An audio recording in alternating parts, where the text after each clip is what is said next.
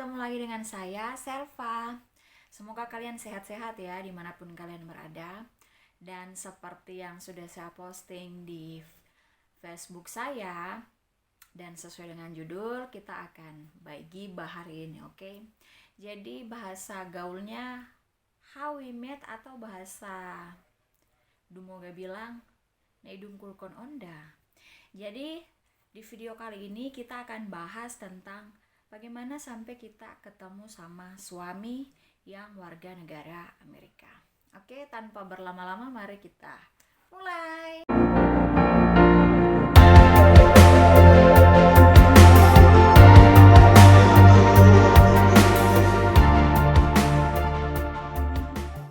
Nah, jadi kita bertemu di mana? Kita itu bertemu lewat dating site atau yang dikenal dengan Asian Dating.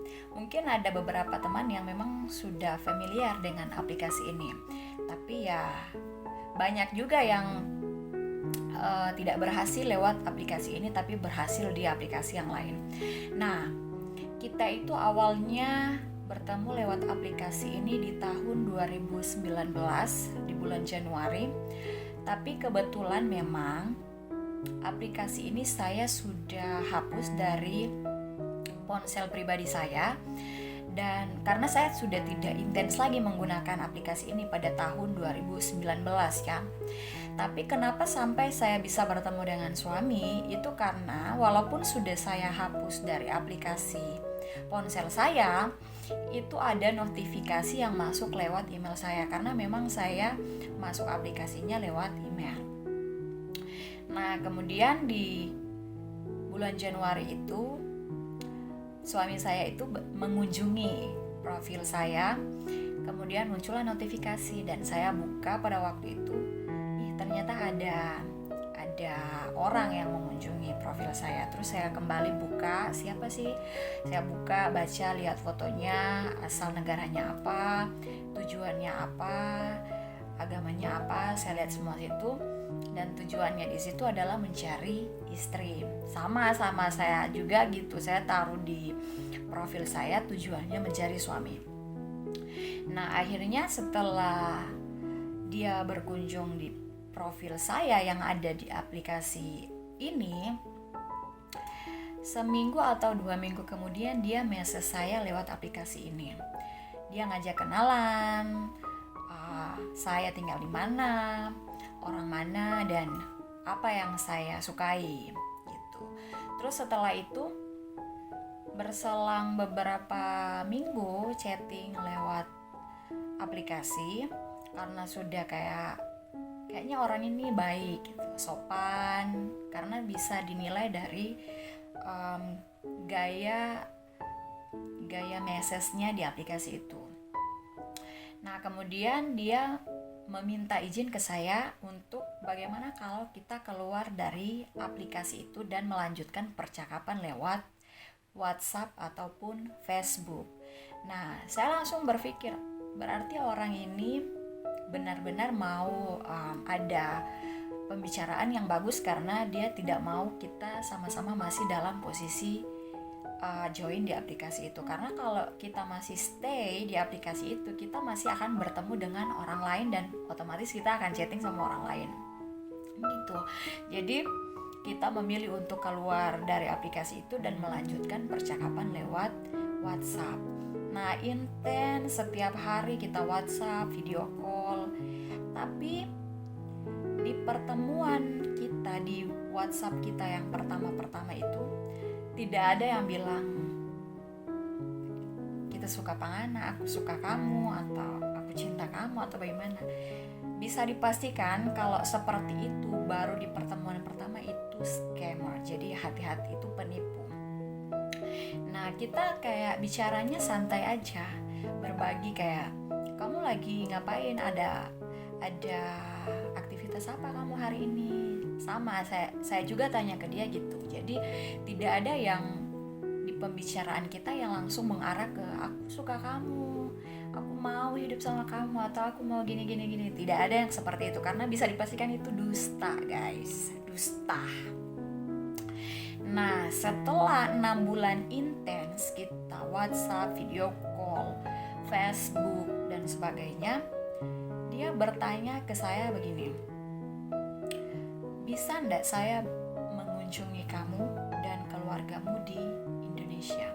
Jadi ini pertama kali dia bertanya, dan waktu itu memang kita kayak shock ya, karena Ngana yakin mau datang ke Indonesia sementara Ngana itu jauh di Amerika ya. Jadi ini bukan cuman Manado kota terus Ngana bisa datang, atau kota Dumoga, tapi ini jauh, berbeda benua. Jadi saya memang meyakinkan dia untuk, apakah Anda yakin akan mengunjungi saya yang sebelumnya kita belum pernah bertemu, dan Anda akan meninggalkan negara Anda untuk mengunjungi saya dan keluarga saya? Tapi dia berkata, ya, karena saya tidak pernah bertemu Anda, jadi saya harus mengunjungi Anda biar saya tahu seperti apa Anda, seperti apa hidup Anda, dan seperti apa keluarga Anda. Nah, waktu itu kita masih kayak pikir, kayaknya orang ini main-main, belum serius, kayak baku sedu. Ternyata tidak baku sedu guys, tidak bercanda. Karena setelah di 6 bulan itu, di bulan Agustus, tepatnya di tanggal 19, itu dia datang ke Indonesia untuk pertama kali, dan bahkan langsung ke kota saya di Manado.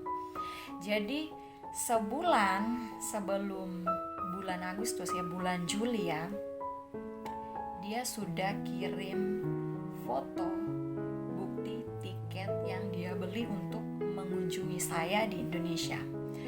Nah, itu sudah, perasaan saya itu sudah campur aduk. Memang orang Dumoga bilang so totofore, so gugur mako, pokoknya perasaan campur aduk, karena memang takut kecewa, takut apa, pokoknya semua jadi satu. Jadi takutnya kayak, kaget dia datang cuman berdusta atau bagaimana, atau nanti tidak sesuai atau bagaimana kan.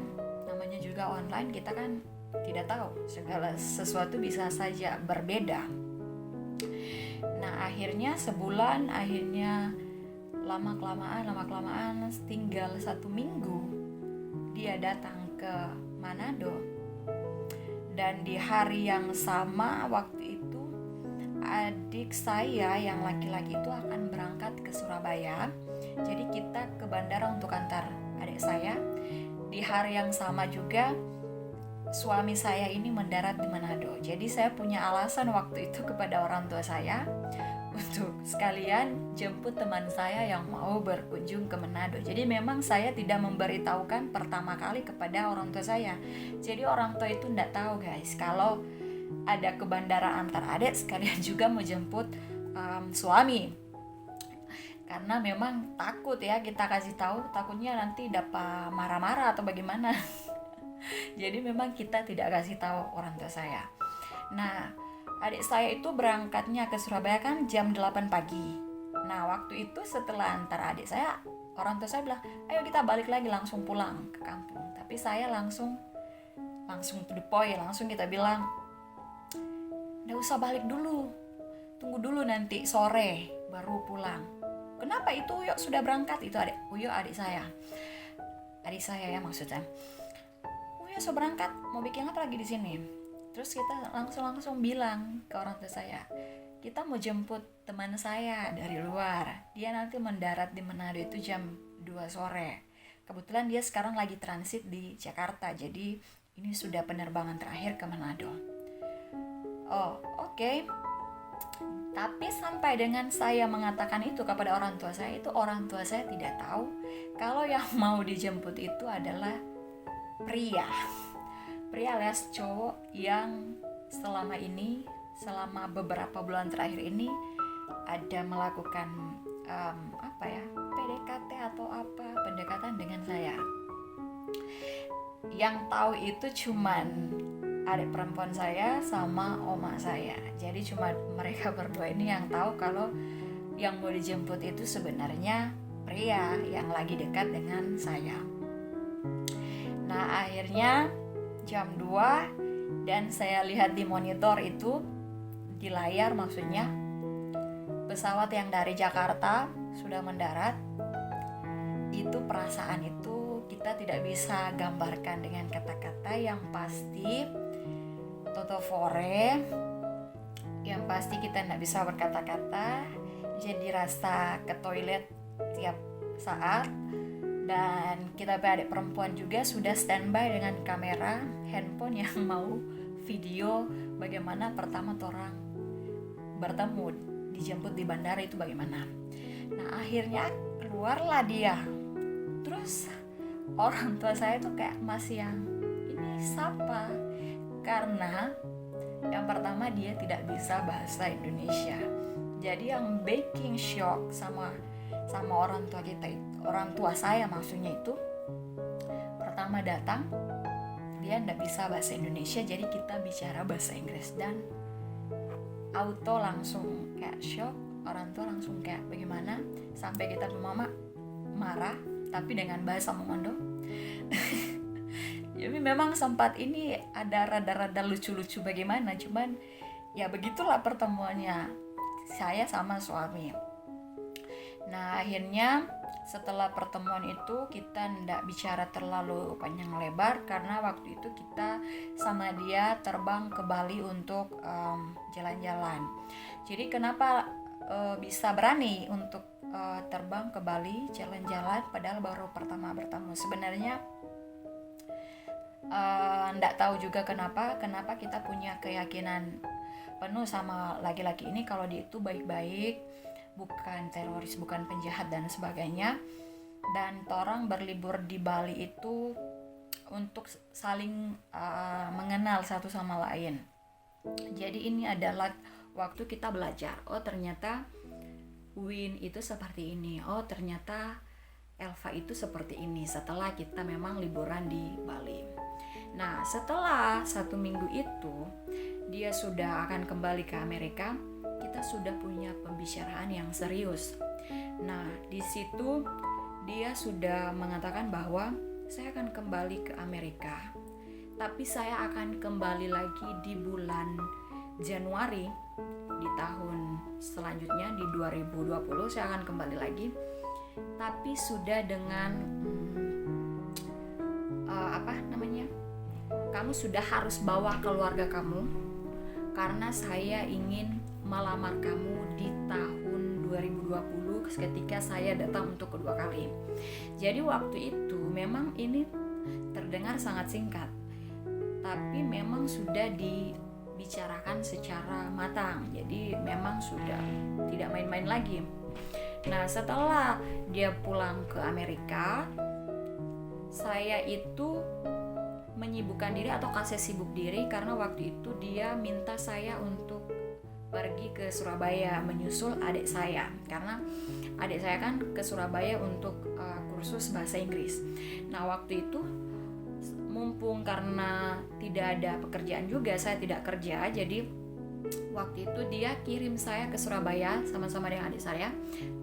Jadi saya selama 3 bulan di Surabaya intens kursus di sana bahasa Inggris biar lebih bagus lagi, sembari saya nunggu dia datang lagi di bulan Januari. Nah saya selesai kursus itu di bulan Desember dan saya pulang ke kampung.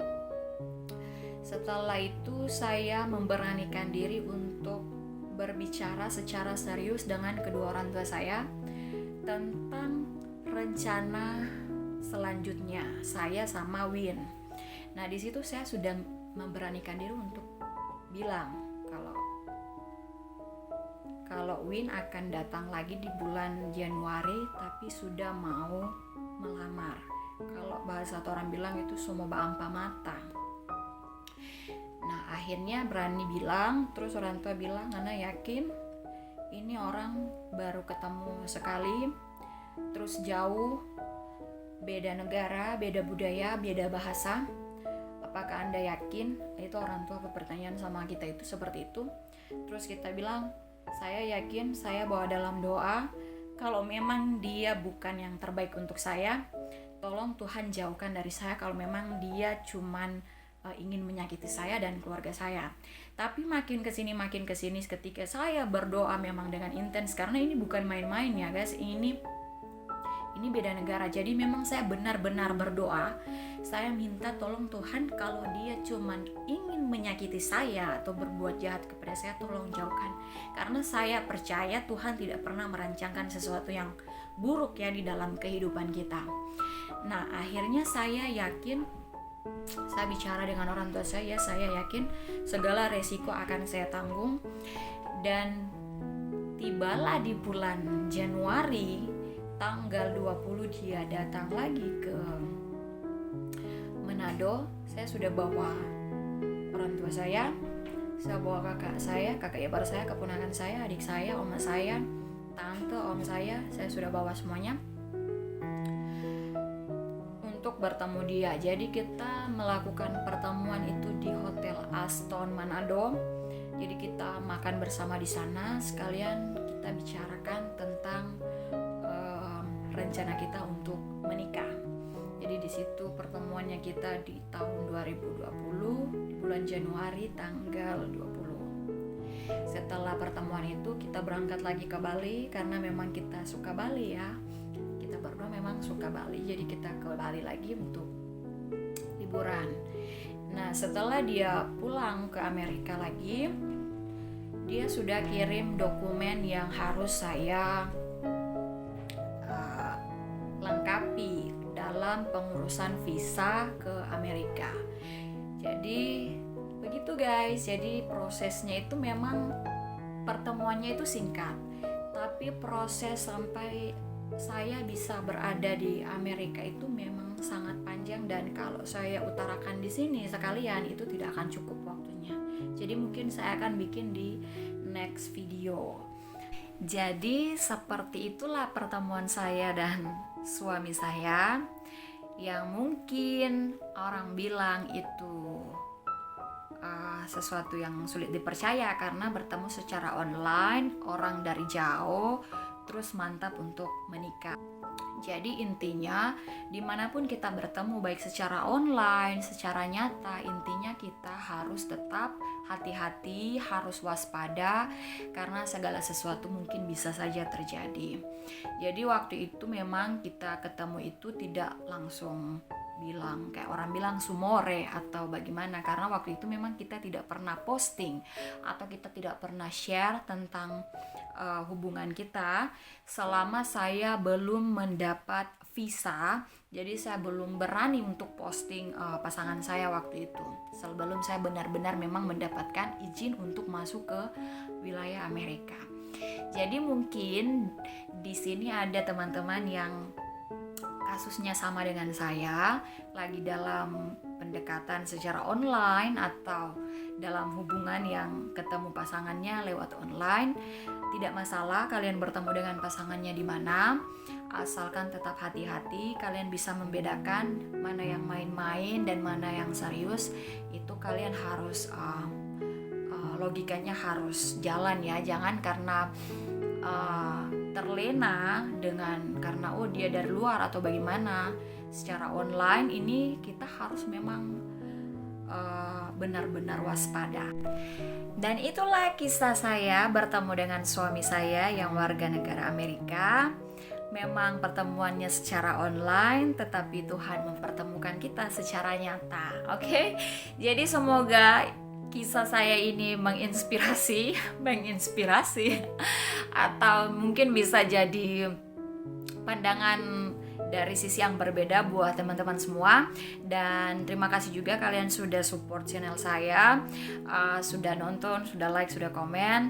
Semoga ke depan saya bisa memberikan video-video yang bisa memberikan hal-hal positif kepada kalian semua. Oke, sampai bertemu di video selanjutnya. Bye.